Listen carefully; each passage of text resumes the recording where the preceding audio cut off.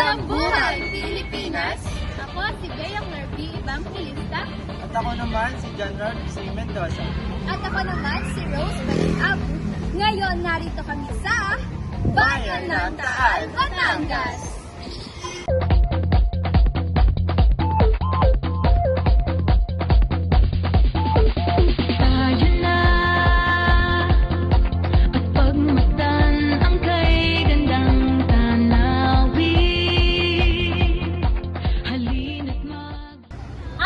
Batangas ay isang lugar na punong-puno ng kasaysayan at kagandahang walang kakupas-kupas.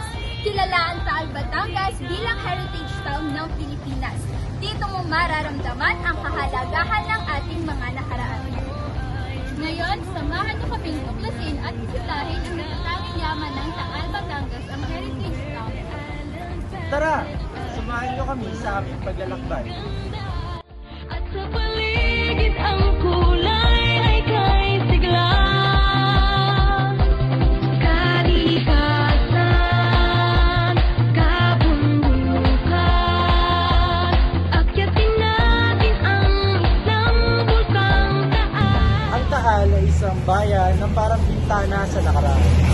Dito mo makikita ang mga ano at ancestral houses na itinayo pa noong panahon ng mga Kastila. Ang mga arkitektura ng mga bahay na ito ay isang patunay na likas at ang galing ng husay ng ating mga ninuno. Ang ganda ng vibe dito, di ba? Parang bumalik lang tayo sa panahon ng ating mga lolo at lola.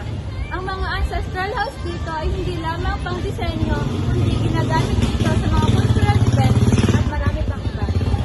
Ang pagpapanatili ng mga bahay na bato katulad nito ay mahalaga dahil ito ay patunay kung gaano kalikas at kaganda ang ating kasaysayan ng mga panahon ng Kastila. Ang Taal ay hindi lang isang lugar ng kasaysayan. Ang mga heritage sites tulad ng mga ito ay isang malaking papel sa pagbibigay ng pagkakakilanlan sa ating kultura. Pinapaalala nila sa atin kung gaano kahalaga ang ating mga pinagmulan. Kaya kung gusto mong maramdaman ang kasaysayan at maranasan ang mga tradisyon at ma-inspire sa kwento ng pagmamahalang, Taal, Batangas ang para sa'yo. Ito ang perfect na lugar para bisitahin ang heritage town. Kaya ano pang hinihintay nyo? Tara dito sa Batangas.